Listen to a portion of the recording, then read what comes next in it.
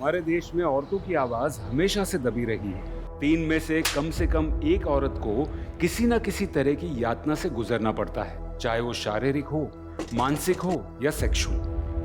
मगर 10 में से मुश्किल से एक महिला ऐसी होती है जो इन यातनाओं के खिलाफ आवाज उठाती है। बाकी औरतें चुप रह जाती हैं क्योंकि वो अपने अत्याचारियों पर वित्तीय, भावनात्मक या शारीरिक तौर पर निर्भर होती हैं।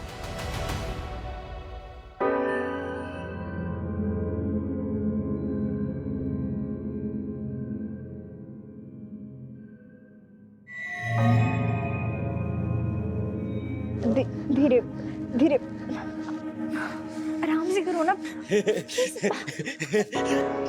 अरे छोड़ो मुझे, क्या कर रहे हो? छोड़ो मुझे।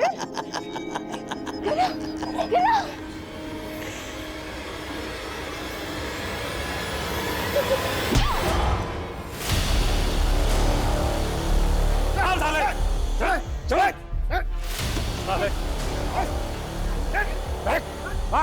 अरे बहुत चर्बी चढ़ जाएगा मुझे। मारो साले को, मारो मारो। सुन, अब यहाँ आया ना तू, तो तुझे काट काट के ना कुत्ते को खिला देंगे।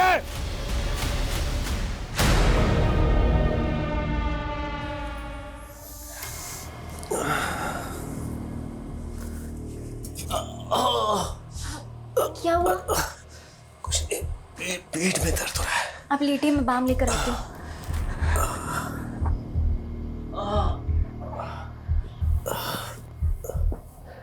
कितनी बार कहा है कि भारी सामान मत उठाया कीजिए। वर्कर लोग काहे के लिए रखे हैं? ज्यादा प्रॉब्लम हो गई और 10 दिन घर पे बैठना पड़ गया ना, तब पता चलेगा आपको। समझाइए अपने पापा को, क्योंकि इनसे ज्यादा समझदार तो आप हैं। थोड़ा आराम मिला? हाँ, आराम तो तुम्हारे हाथ लगाते ही मिल जाता है। अच्छा, तो एक काम करते हैं, एक क्लिनिक खोल लेते हैं।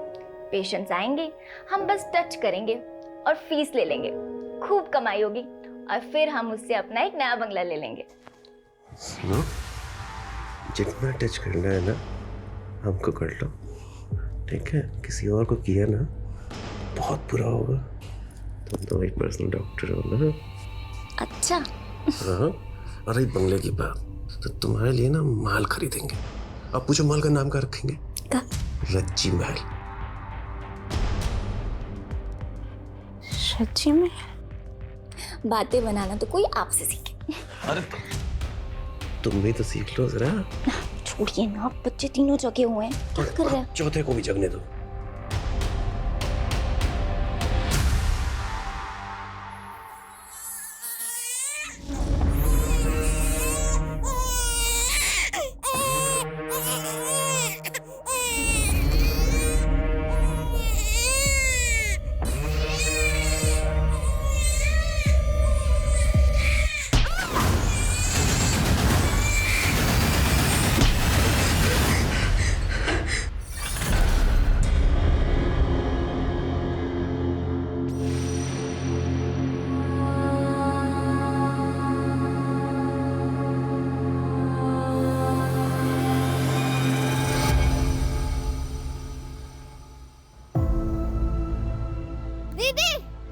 दीदी, देखो मामला ये।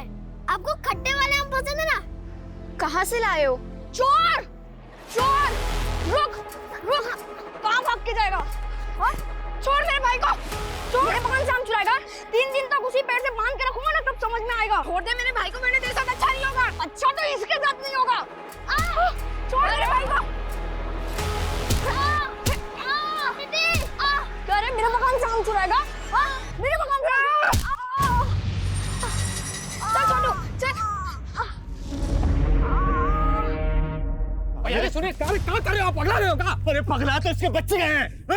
रुकिए, बेटा चोरी करता है और बहन खून। अरे भैया, बच्चों का मैटर है, भीड़ गए होंगे। अरे बच्चों का मैटर? मेरे बेटे को 16 टांके आए हैं, हॉस्पिटल में है वो, पता है? अरे तो उसका खर्चा हम दे रहे हैं ना। अरे रखो अपना खर्चा, हम बता रहे हैं। अगर हमारे बेटे कुछ हुआ ना पूरे परिवार में तुम्हारे मातम छाएगा, फिर वही तुम्हें खर्चा करना सबके।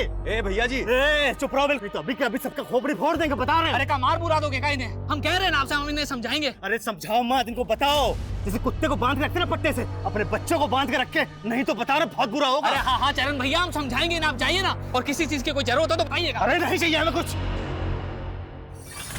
कहाँ है दोनों? आई एम सॉरी दीदी। तुम तो ए तनु बेटा, क्या हो गया? एक समय ऐसा था कि तुमको गुस्सा ही नहीं आता था, बात बात में भड़क जाती है। क्या बात हो गया ऐसा? ताऊ जी, वो हमने ही आम चुराया था और कृष्ण भैया हमको मारने लगे, फिर दीदी को गुस्सा आया और बेटा, और तुमने उसका सिर फोड़ दिया? तो बेटा क्या किया तुमने ये? हैं? तो क्या करते हम ताऊ जी? चुपचाप छोटू को मार खाने देते। अरे आम चुराता तो वापस छीन लेता, और ये जब देखो तो हमसे अरे चिपके क्या कर रहता रही है। हो? ताऊ जी, हमारा दिमाग ऐसे ही खराब था। किस और बात ऊपर से किस बात पे दिमाग खराब हो गया तुम्हारा? कोई तुमको तंग किया? कोई बात हुआ? ताऊ जी वो अनु, छोटू, जिंदगी बर्बाद करके रख दिया। ए प्रभात, ए सुन सुन सुन सुनो सुनो सुनो सुनो सुनो तुम। अरे टाइम। ए बच्चा लोग पे गुस्सा मत करना। गुस्सा हमको आ रहा है भैया, लेकिन इन दोनों पे नहीं, आप पे आ रहा है। कहीं करनी तो इनका है, लेकिन करवाने वाला कौन है? आप और भाभी। क्या आप बोल रहे हो? पगला गए हो? बकवास करे जा रहे हो? नाम पगला गए ना, हम बकवास कर रहे हैं। समझ में आ रही बात? हम बोल रहे हैं सच। आप दोनों ने मिलकर हमारा जीना दुश्वार कर दिया है। तो छोटे भाई हैं हम आपके, दुश्मन नहीं है। चले जाएंगे, ज्यादा समय नहीं है। चलो रखो इसको, चलो तुम दोनों, ए, चलो। देखो प्रभात, अरे नहीं सुनना, चलो। ये कोई तरीका है?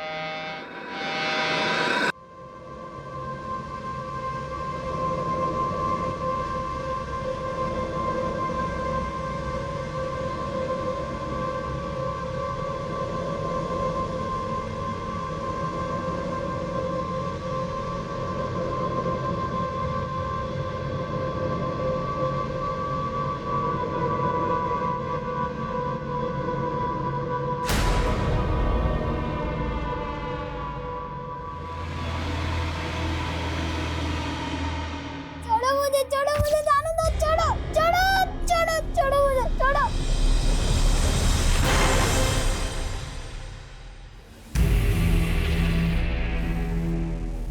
छोटू, छोटू, छोटू।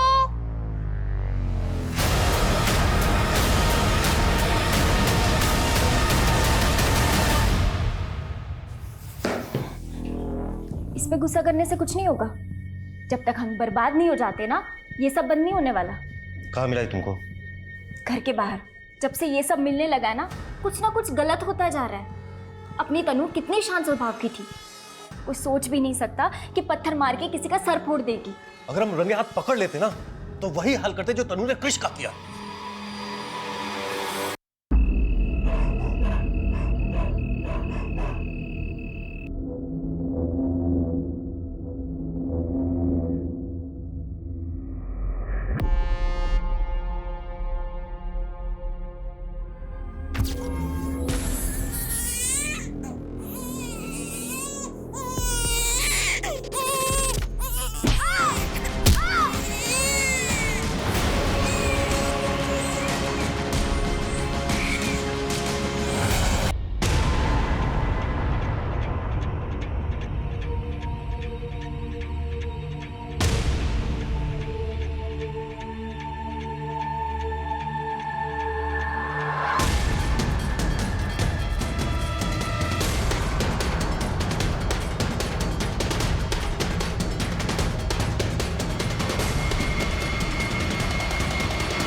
माय गॉड सर, ये पूरे क्राइम सीन को सील कर दो।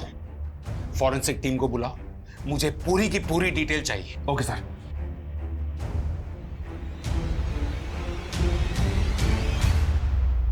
आपके रिश्तेदार थी वो?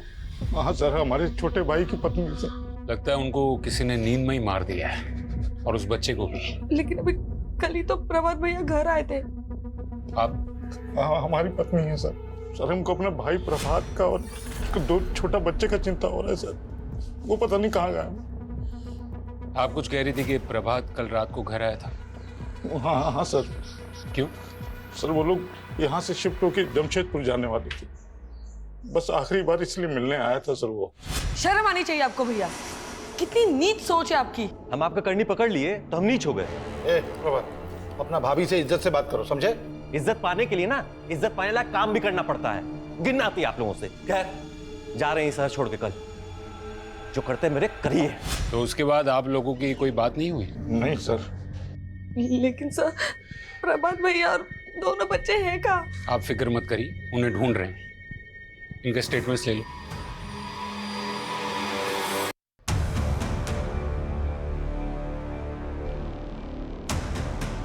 सर ये देखिए। बेटा बेटा आराम से आराम से। इसकी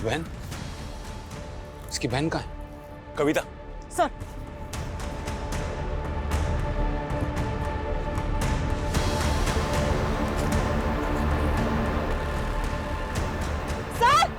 यहाँ देखिए। इसको संभालो।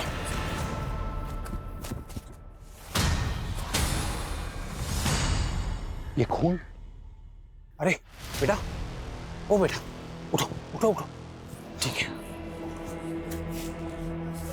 छोटू का है, छोटू का है, छोटू का है, छोटू ठीक है। अनिल, प्रिया, छोटू। ये देखो आगे। नहीं छोटू तुम ठीक हो? तुम ठीक हो? तनु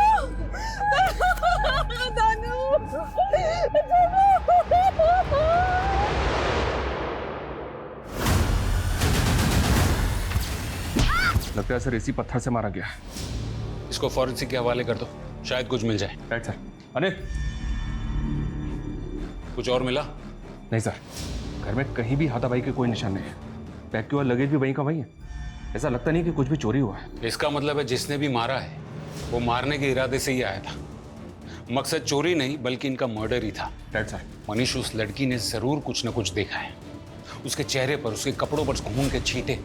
सवाल ये उठता है कि वो घर के बाहर पीछे वाले जंगल में कैसे पहुंचे, और उससे भी अहम सवाल ये है कि उनका बाप कहाँ है। सर कहीं ऐसा तो नहीं ये सब कुछ उनके बाप नहीं? इस वक्त कुछ भी रूल आउट नहीं कर सकते। सर यकीनन लड़की के स्टेटमेंट से बहुत कुछ पता चल सकता है, लेकिन वो काफी सदमे में है। अभी उससे कुछ भी पूछना सही नहीं होगा। कविता, उन दोनों बच्चों को मेडिकल एग्जामिनेशन के लिए भेजो। Yes sir.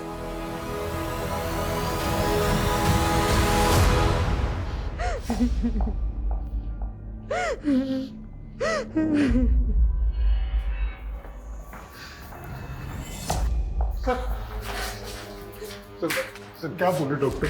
वैसे दोनों बच्चे अभी ठीक हैं, शारीरिक रूप से उन्हें कोई चोट नहीं पहुंची है, लेकिन क्या?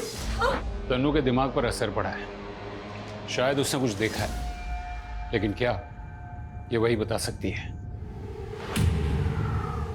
बेटा देखो, तुम्हें कोई कुछ नहीं करेगा, तुम बस बता दो कि तुमने क्या देखा। घर में कोई आया था? अच्छा, जब घर में कोई आया था तब पापा घर में थे? अगर तुम कुछ बोलोगी नहीं तो हम पापा को ढूंढेंगे कैसे? याद करो, कोशिश करो बेटा, जब कोई आया था तब तुम सो रही थी या जाग रही थी?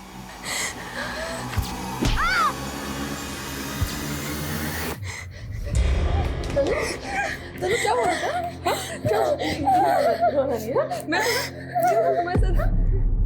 इसमें तो कोई शक नहीं है कि जब मर्डर हुआ तब तनु वहीं पर थी, क्योंकि तनु जब हमें जंगल में मिली तब उसके चेहरे पर और कपड़ों पर खून के छींटे थे। तनु और उसका छोटा भाई दोनों उसी कमरे में थे, पर किलर ने उनको नहीं मारा। मेरा मतलब सर, दो चश्मदीद गवाहों को जिंदा छोड़ दिया। या तो किलर उनको जानता होगा और वो उनसे इतना प्यार करता होगा कि वो उन्हें मारना नहीं चाहता होगा, यानी कि उनका बाप, या फिर किलर ने उनको देखा ही नहीं होगा और तनु ने समझदारी दिखाई और वो अपने भाई को लेकर वहां से चुपचाप भाग गई। सर तनु ने अपनी माँ और अपने नन्हे भाई को अपनी आंखों के सामने इतनी बुरी तरह से मरते हुए देखा और इतनी प्रेजेंस ऑफ माइंड दिखाई कि वो अपने नन्हे से भाई को वहां से चुपचाप लेकर निकल जाए और किलर को पता भी ना चले। ये बात समझ में नहीं आ रही। सर प्रभात और रज्जी का फोन मिला है घर पे। हमने दोनों फोन फॉरेंसिक और साइबर वालों को दे दिए। तनु के लिए काउंसलर का इंतजाम हो गया? यस सर, कल से सेशन स्टार्ट हो जाएगा। छोटू ले बेटा, दूध पी ले। नहीं छोड़ो, क्या दे रहे तुम मेरे भाई को? क्या हुआ तुमको? क्या हुआ? क्या हुआ बेटा? हाँ? धर्म? पता नहीं, मैं तो दूध लेके आया था छोटू के लिए जो आपने मुझे दिया था। इतने में तनु ने मेरे हाथ से छीन लिया। बेटा ये तुम्हारे मामा है ना? हाँ क्या हो? जी हमें छोटू को दूध पिलाना था। ठीक है पिला। अरे छोटू दूध पी ले। मैंने क्या किया है? इसी का दिमाग खराब हो।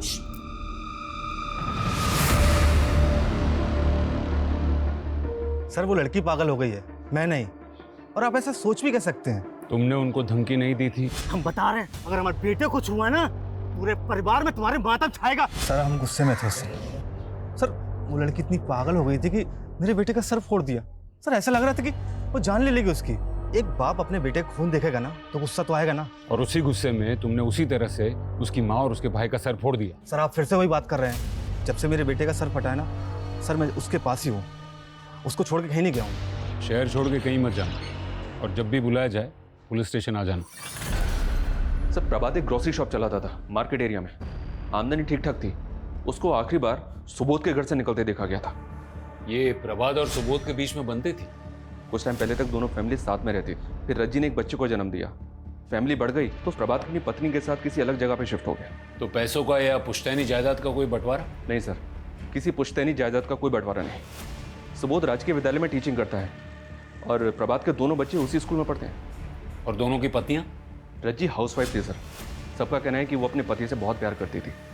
और सुबोध की पत्नी करुणा आयुर्वेदिक नुस्खे बेचती है और बनाती है, मोस्टली शौकिया तौर पर। दोनों के आपस में कोई अनबन नहीं थी। कुछ समझ में नहीं आ रहा है। सिर्फ चरण है जिसके पास ये मर्डर्स का मोटिव है, लेकिन उसका रिकॉर्ड भी एकदम क्लियर है, वो घर में ही था। जब तक ये प्रभात नहीं मिल जाता या फिर तनु कुछ बोलती नहीं, तब तक हम अंधेरे में रहेंगे। ये हो गई तुम्हारे लिए दवाई तैयार। लो लो पियो पियो पियो पियो पियो पियो पियो, शाबाश। लो और पियो। ये इसे नहीं, तुझे पीना चाहिए। अरे अमन तू कब आया? जब तू अपनी बेचारी का रोना रो रहा था। मैं कोई रोना नहीं रो रहा हूँ, मैं अपनी जिंदगी में बहुत खुश हूँ, अपनी खुशबू के साथ। देख रहा हूँ मैं कितना खुश है तू। शादी करके घर बसाना चाहता था, सुंदर सुशील पत्नी चाहिए थी तुझे, और ससुराल वालों ने पकड़ा दिया ये डैमेज पीस। ए तमीज में रहो, समझे? मेरे तमीज में रहने से क्या तेरी किस्मत बदल जाएगी? मुझे देख, नो रिस्पॉन्सिबिलिटी, नो बंदिश। सुबह से लेकर शाम तक ऐश करता हूँ और रात को डबल ऐश करता हूँ। देख अमन, जब तक तुझे बर्दाश्त कर रहा हूँ, किसी दिन मेरा दिमाग घूम गया ना। तुम में से अमन कौन है? जी मैं हूँ। क्या हुआ? तुमसे कुछ बात करनी है। मैम एक भी महीना ऐसा नहीं था कभी मेरी तनख्वाह देरी हुई हो। अच्छे इंसान थे मतलब हैं, अच्छे इंसान हैं। उनकी किसी से कोई दुश्मनी थी? सवाल ही पता नहीं होता मैडम। उसकी वाइफ को कितने अच्छे से जानते हो तुम? मैं मिला हूँ, 3-4 बार उनसे मिला हूँ। और प्रभात भाई अपनी बीवी से बहुत प्यार करते थे। मेरे घर पे देना है। तुम्हारी भाभी का जन्मदिन है ना, उसके लिए साड़ी है। उसको तोहफा देने के बाद उसके चेहरा पे जो खुशी होती है ना, उसको देखने का मजा ही कुछ और है अमन बाबू। ठीक है, जरूरत पड़ेगी तो थाने बुलाएंगे। ठीक है।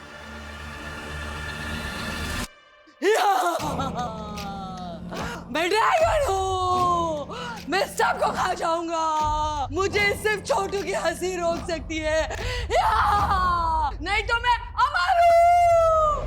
और जैसे जैसे छोटू की हंसी बढ़ती जाएगी, वैसे वैसे मेरी शक्ति कम हो जाएगी।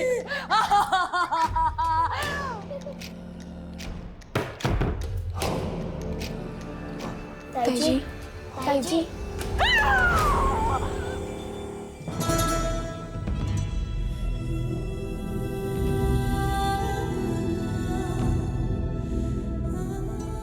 सुबोध जी, लगता है आपकी वाइफ इन बच्चों से बहुत प्यार करती है। हाँ सर, करुणा के अलावा इन बच्चा लोग को इतना जल्दी कोई भी ठीक नहीं कर सकता था। इसका जान बसता था बच्चों में। और प्रभात की? मेरा मतलब है प्रभात भी इन बच्चों से उतना ही प्यार करता था। सर जितना आप करुणा का प्यार देख रहे हैं ना, उससे कहीं ज्यादा। प्रभात का पूरा जिंदगी बच्चा लोग और रज्जी के इर्द गिर्द घूमता है सर। अगर ऐसा है तो फिर ये प्रभात गायब कहाँ हो गए?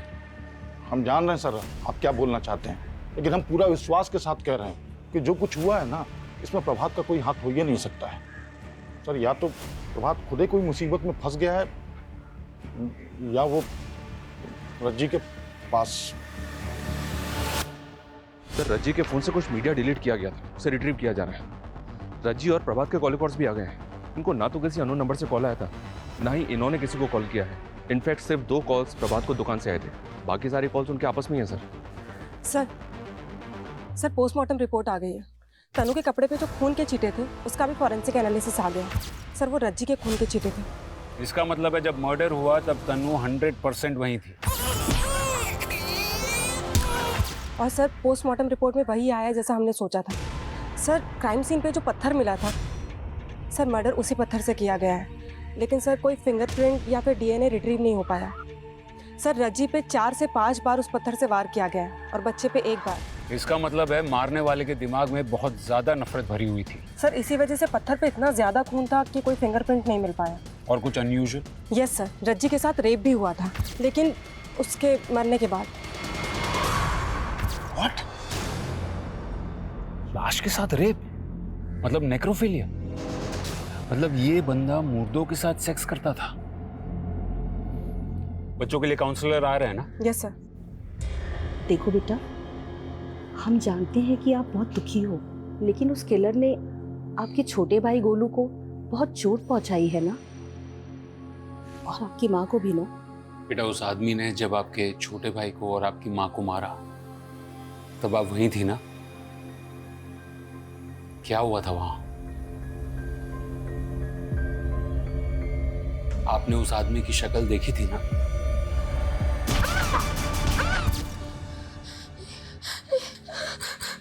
तनु,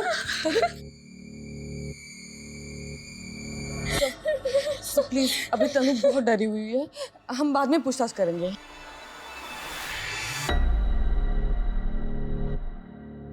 सर मैं समझती हूँ आपके लिए जानकारी बहुत जरूरी है। मैडम सिर्फ जानकारी जरूरी नहीं, जानकारी का जल्द मिलना भी जरूरी। कहीं ऐसा ना हो जाए कि जब तक हमें किलर का पता चले तब तक वो अंडरग्राउंड हो गया। आई अंडरस्टैंड सर, पर तनु अब तक सारी बातें बताने के लिए पूरी तरह से तैयार नहीं है।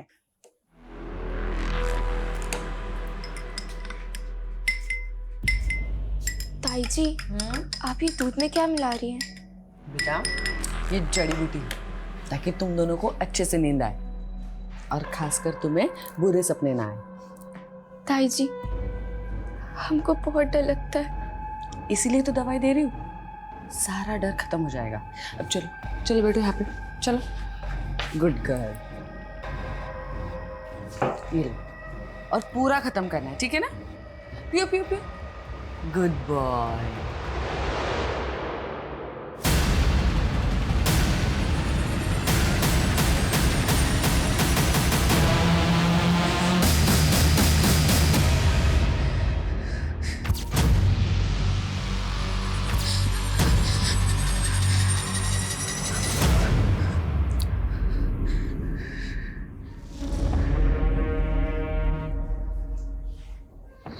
जी महल। मैं कम इन सर? कम इन। सर रज्जी के फोन से जो मीडिया फाइल डिलीट हुए थे वो मिल गए। कुछ पिक्चर्स थे सर, ये। मतलब रज्जी किसी और के साथ? क्योंकि फोटो में इस आदमी की डील डॉल देखकर ये तो साफ पता चलता है कि ये प्रभात नहीं है। सर हो सकता है रज्जी को कोई ब्लैकमेल कर रहा हो। मुमकिन है सर प्रभात ने ये फोटो देख लिया और गुस्से में आकर उसने रज्जी का खून कर दिया और उसके बाद उसकी लाश के साथ बलात्कार। गुस्से की वजह अगर बेवफाई है तो इंसान हैवान बन जाता है, वो कुछ भी कर सकता है। लेकिन उसने अपने बच्चे को क्यों मारा होगा? हो सकता है सर प्रभात को ये शक हो गया हो कि ये बच्चा उसका नहीं है, इसी आदमी का है, और शायद इसी वजह से। और सर उसके भैया भाभी बच्चों से जितना प्यार करते हैं उसे यकीन होगा कि वो उन्हें संभाल लेंगे। सर तनु ने अपने बाप को ही मर्डर करते हुए देखा होगा, शायद इसी वजह से वो ज्यादा सदमे में है और हमें कुछ बता नहीं पा रही है। लेकिन जब तक प्रभात नहीं मिल जाता तब तक सच्चाई बाहर नहीं आएगी। ये प्रभात के नाम का डबल अलर्ट जारी करो और साइबर टीम से कहो कि ये पता करे कि रज्जी को ये फोटोज किस नंबर से भेजे गए थे, और फॉरेंसिक डिपार्टमेंट से कहो कि उस बच्चे की डीएनए टेस्ट भी करवाए। सर हमको भी तो पता चले कि वो बच्चा प्रभात का था भी या नहीं। Okay sir.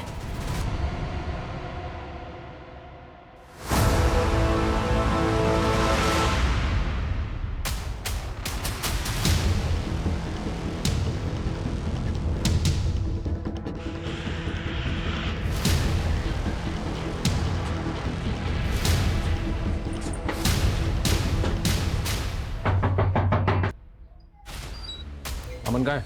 समीर कौन आया? अरे सर मैंने क्या किया सर? अभी थोड़ी देर में तो खुद बताएगा कि तूने क्या किया है। सर पर हुआ क्या? सर सर सर लेके तूने रज्जी को फोटो भेजे थे ना? सर मैंने नहीं भेजे, हो सकता है मेरे फोन से किसी और ने भेज दिया। तूने रज्जी को फोटो भेजे थे कि नहीं? सर मैंने भेजे थे। वो प्रभात भैया ने एक बार मुझे अपने घर भेजा था किसी काम के लिए। भाभी जी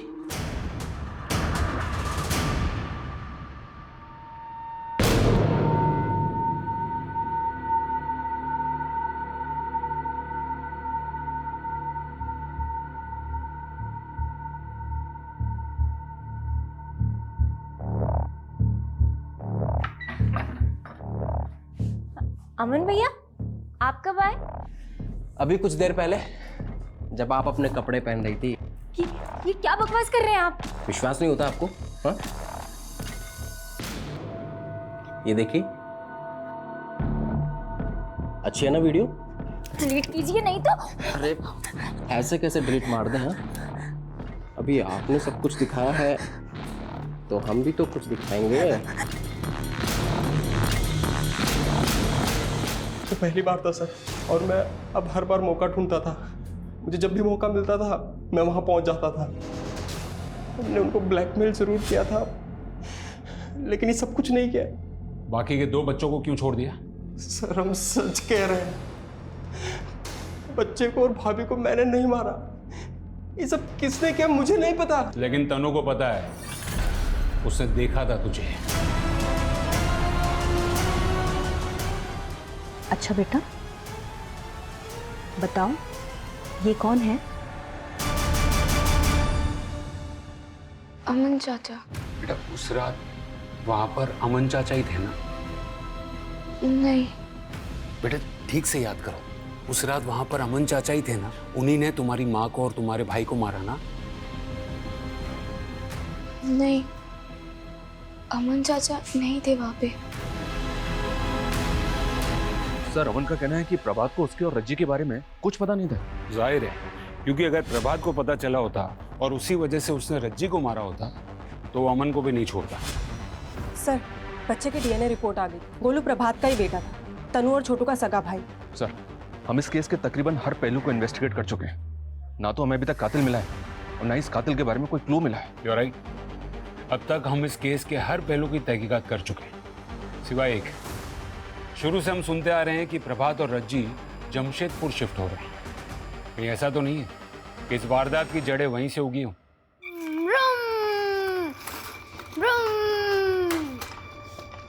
छोटू, हमको आज से बात ही नहीं करनी। हमसे गुस्सा हो तुम? देखो हमें तुम्हारी फिक्र है ना, इसलिए हम कभी कभी तुम पर गुस्सा करते हैं। कभी कभी तो आपसे डर भी लगता है। तुम्हें कुछ नहीं हो, इसलिए तो हम तुम्हें कभी अपने आंखों से दूर होने नहीं देना चाहते ना। अच्छा सॉरी, कान पकड़ के सॉरी। मम्मी पापा तो छोड़ के चले गए, अगर आप भी ऐसा करोगे तो। सॉरी बोला ना, अब आजा जल्दी से।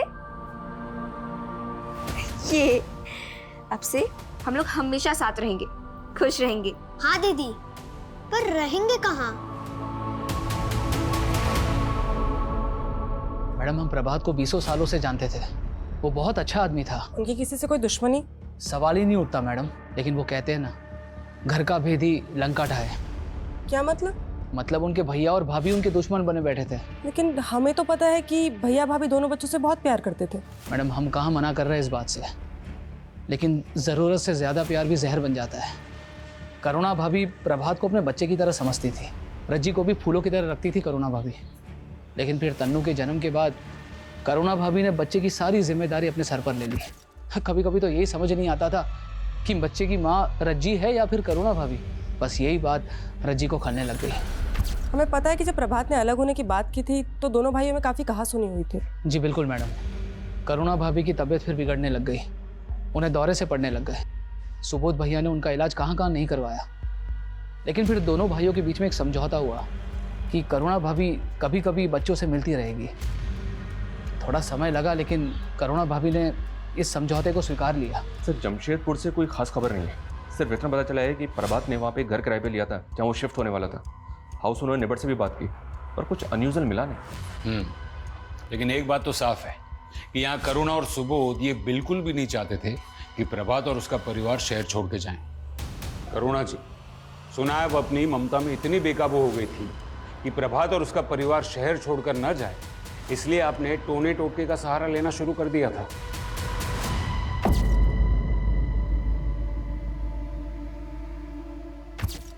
देखिए, जितना जल्दी सच बोलेंगे ना उतना बेहतर रहेगा तुम दोनों के लिए।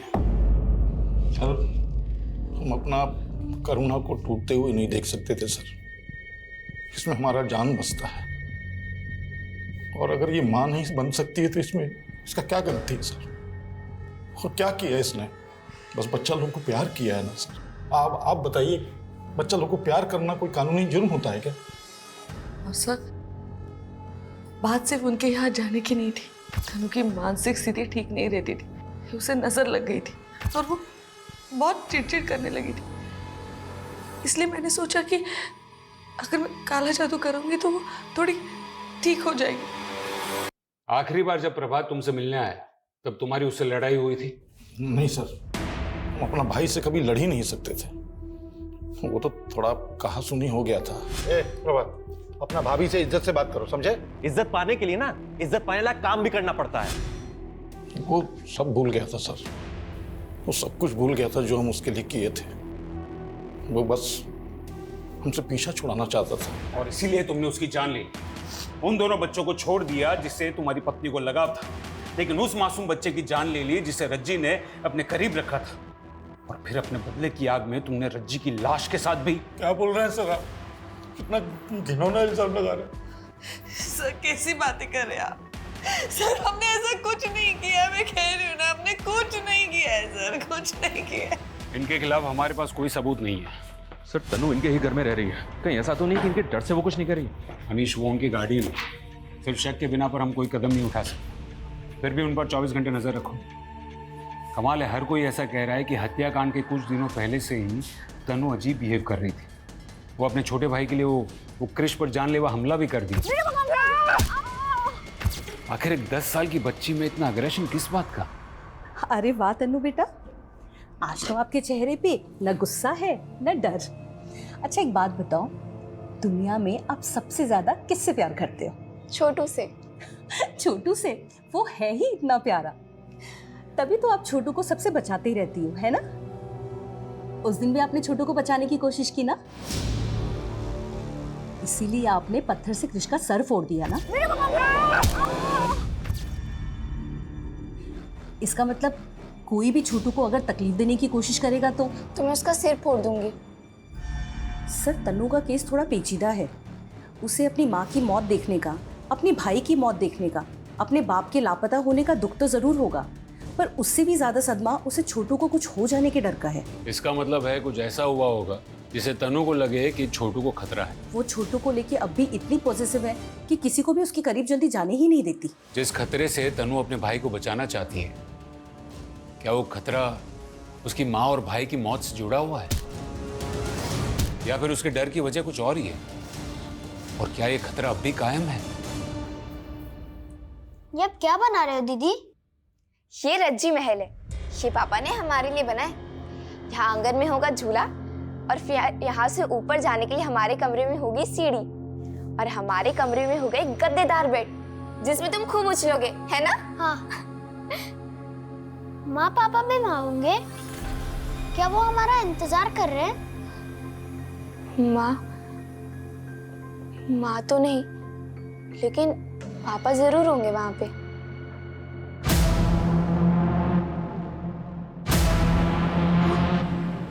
हमारे भाई।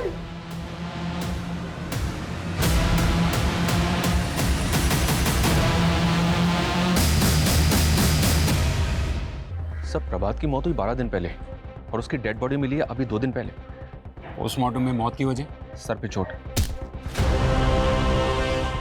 मतलब वैसे ही जैसे रज्जी और उसके बच्चे को मारा, लेकिन मर्डर के लोकेशंस अलग अलग हैं। जिस जंगल में प्रभात की लाश मिली हो सकता है किलर ने प्रभात को उसी जंगल में मारा, वहां डंप किया और फिर प्रभात के घर चला गया। इसका मतलब है मनीष कि वो दोनों बचे हुए बच्चों को भी मारने की कोशिश करेगा। हमें तनु के बारे में और जानकारी निकालनी होगी। उसकी मानसिक स्थिति इस वारदात के पहले कैसी थी, उसका बिहेवियर, उसके दोस्त, सब कुछ। सर पूछताछ में पता चला है कि सुबोध ने स्कूल जाना शुरू कर दिया, जबकि हमें अभी ही प्रभात की डेड बॉडी मिली है। तनु की तो स्कूल में सबसे अच्छे स्टूडेंट्स में गिनती होती थी सर, और स्कूल के सारे स्टाफ को बड़ा दुख हुआ था ये सब जानकर। अच्छा, इस घटना से पहले तनु के साथ कोई हादसा हुआ था क्या? मेरा मतलब है कुछ ऐसा जिससे वो डर गई थी। नहीं सर, तनु के साथ तो ऐसा कुछ भी नहीं हुआ था। हाँ, लेकिन छोटू के दोस्त के साथ एक दुर्घटना जरूर हुई थी। क्या हुआ था? छोटू के दोस्त को सांप ने काट लिया था और बेचारे की डेथ हो गई थी। नाम क्या था उसका? रोहन। तनु, छोटू, सुनिए, आपने तनु और छोटू को देखा क्या? वो क्या हुआ? पता नहीं कहाँ चले गए।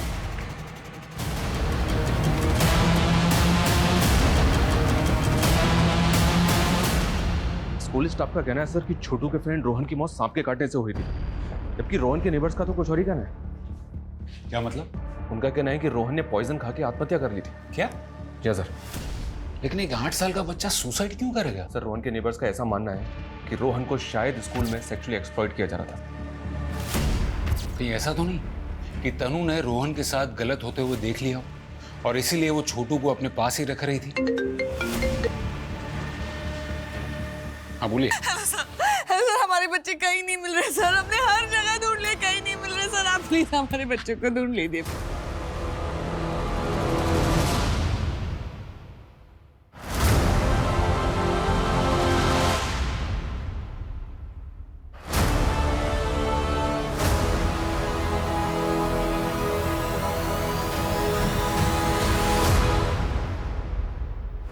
मॉलेस्टेशन? सर मैं यकीन के साथ तो नहीं कह सकती, लेकिन एक आदमी को देखा गया है स्कूल में जो अक्सर बच्चों के काफी करीब रहता था।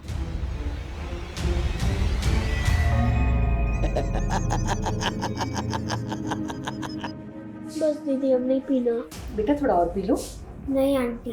बेटा ऐसे किसी को बिना बताए कहीं चले जाना ये गलत है ना? कहाँ जा रहे थे? रज्जी महल जा रहे थे हम लोग। रज्जी महल? ये कहाँ है? अंकल, पापा ने जमशेदपुर में हमारे लिए घर बनाया, उसका नाम उन्होंने रज्जी महल रखा है। हम वहीं जा रहे थे ताकि मेरे छोटू को कुछ ना हो।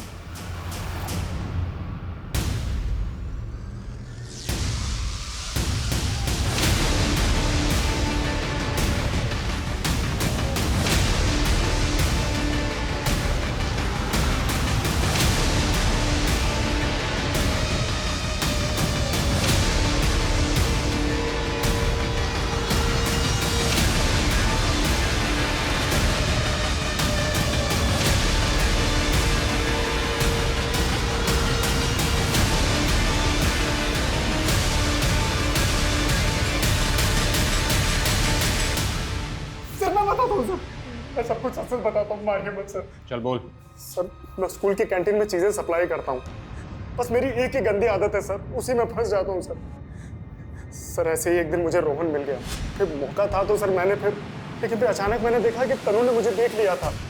और रोहन ने तो आत्महत्या कर ली, लेकिन तुझे डर था कि तनु कहीं तेरा राज न खोले, इसलिए सबसे पहले तूने प्रभात को मारा और फिर उसके घर गया उसके पूरे परिवार को मारने के लिए। सर मैं मानता हूँ कि मैं गंदा आदमी हूँ, पर सर मैं कातिल नहीं हूँ सर, मेरे यकीन मानिए सर। अच्छा बेटा बताओ, आपने उसका चेहरा देखा था? कौन था वो? बताओ बेटा, कौन था वो? क्या वो धर्म मामा थे या कोई और? जी इसी बात का डर था। तनु का दिमाग उस हादसे की याद को दबाने की कोशिश कर रहा है। हमको उसका चेहरा याद नहीं है, एकदम याद नहीं है। अगर वो कह रही है कि उसे कुछ याद नहीं, तो वो झूठ नहीं बोल रही, बल्कि उसका दिमाग उसके साथ खेल रहा है। उसका ब्रेन उसे ये सोचने पे मजबूर कर रहा है कि छोटू की जिंदगी की सलामती ही उसके लिए सबसे ज्यादा जरूरी है। हमें उसे थोड़ा और वक्त देना चाहिए। अमन, सुबोध और धर्म, ये हमारे 3 सस्पेक्ट्स हैं। अमन और धर्म सेक्सुअल ऑफेंडर्स की लिस्ट में आते हैं और वो हमारी हिरासत में। अमन और धर्म ने बाकी सारी चीजों को मान लिया है, लेकिन ट्रिपल मर्डर से साफ इनकार कर दिया है। फॉरेंसिक भी धर्म के फेवर में है। किसी ने भी उसे प्रभात के घर आते जाते देखा नहीं है, यहाँ तक कि उसकी फोन की लोकेशन भी वहाँ की नहीं है। ये रैंडम किलिंग भी नहीं हो सकती सर, क्योंकि प्रभात को उसके घर में नहीं मारा गया। इसका मतलब साफ है, प्रभात को मारने वाला उसको और उसकी फैमिली को अच्छी तरह से जानता था। बिल्कुल, उसने पहले प्रभात को मारा होगा और फिर वो उसके घर गया होगा। रात का वक्त था, इसलिए जाहिर है सब लोग सो रहे होंगे और इसलिए वो दीवार फांदकर कुंडी तोड़कर घर में घुसा होगा। उसे कहीं विश्वास था कि तनु और छोटू कुछ नहीं बता पाएंगे, इसलिए रज्जी और छोटे बच्चे को मारने के बाद वो उन दोनों के पीछे भागा नहीं, ना ही उन्हें ढूंढने की कोशिश की, बल्कि मरी हुई रज्जी का रेप करने लगा। ये ट्रिपल मर्डर को अंजाम देने वाला घर में सिर्फ और सिर्फ अपने दिमाग के फितूर को शांत करने आया था। अपने नेटवर्क को और भी ज्यादा एक्टिवेट करो, खबरियों की मदद लो और ये जानने की कोशिश करो कि उनकी फैमिली में दूर दूर तक ऐसा कोई रिश्तेदार है जिसकी सेक्सुअल दरिंदगी की हिस्ट्री हो। Okay sir. Okay sir.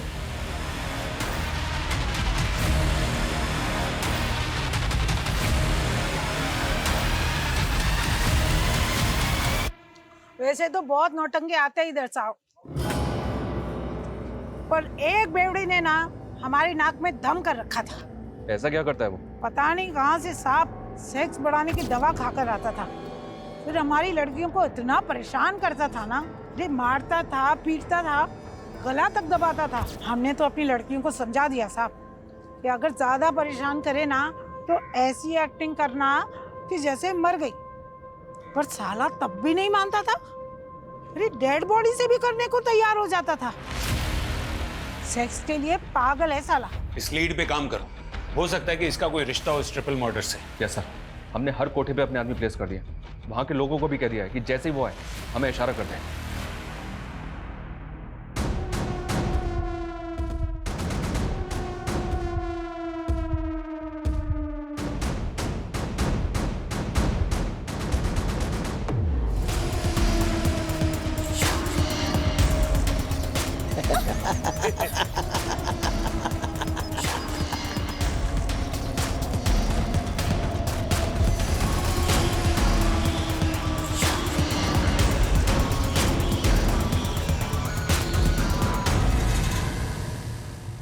Sameer Sheikh, अमन का बड़ा भाई। नहीं सर, नहीं सर। चल बोल। अमन ने मुझे रज्जी के साथ वाला वीडियो दिखाया था। रज्जी बहुत सुंदर थी, मैं उसे हर हाल में पाना चाहता था, भले ही एक रात के लिए सही। लेकिन वो लोग शहर छोड़ के जाने वाले थे तो मैंने भी उम्मीद छोड़ दी थी। फिर उस रात जब मैं अपने काम से वापस लौट रहा था तब मैंने प्रभात को देखा।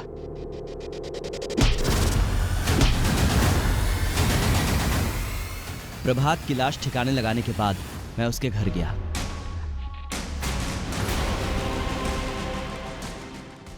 अपने पागलपन में मुझे ऐसी ही औरतों के साथ सेक्स करना पसंद है जो आधी मरी सी हो। मैंने रज्जी को जान से मारने के लिए नहीं मारा था, मैंने तो बस इसलिए मारा था ताकि वो बेहोश हो जाए और मुझे पहचान न सके। लेकिन वो तो मर गई और वो बच्चा, उसकी आवाज मेरे कान में चुभ रही थी।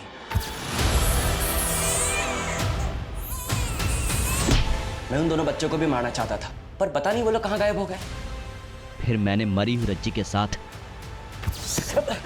इतनी हैवानियत, इतनी दरिंदगी।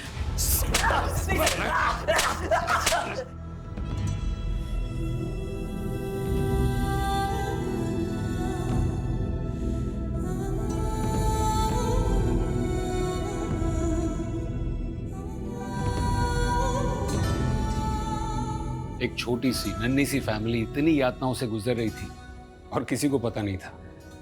एक तरफ अमन रज्जी को ब्लैकमेल करके सेक्सुअली एक्सप्लॉइट कर रहा था, तो दूसरी तरफ तन्नू ने जब पता किया कि उसके छोटे भाई के दोस्त के साथ दुर्व्यवहार हो रहा था तो वो अपने भाई को बचाने की कोशिश में लग गई। दोनों ने सेम गलती की, बात को छिपा कर रखी। अगर रज्जी ने आवाज उठाई होती या तन्नू ने भी आवाज उठाई होती ना, तो या तो यह हादसा होता ही नहीं या फिर कातिल बहुत पहले पकड़ा जा चुका होता। और रही बात समीर की, तो न सिर्फ अपनी सेक्स की ताकत बढ़ाने की दवाइयों का डबल डोज ले रहा था, बल्कि अपनी पत्नी को गलत दवाइयां देकर एक जिंदा लाश बनाकर रख रहा था ताकि वो अपने सेक्सुअल इरादों को उसके साथ जी सके। हर बीमारी का इलाज होता है अगर सही समय पर पहचान ली जाए तो। अगर हम अपने प्रॉब्लम्स को छिपाने के बजाय उसे शेयर करें, सही लोगों तक पहुंचने की कोशिश करें, तो बड़े से बड़ा हादसा होने से टल सकता है।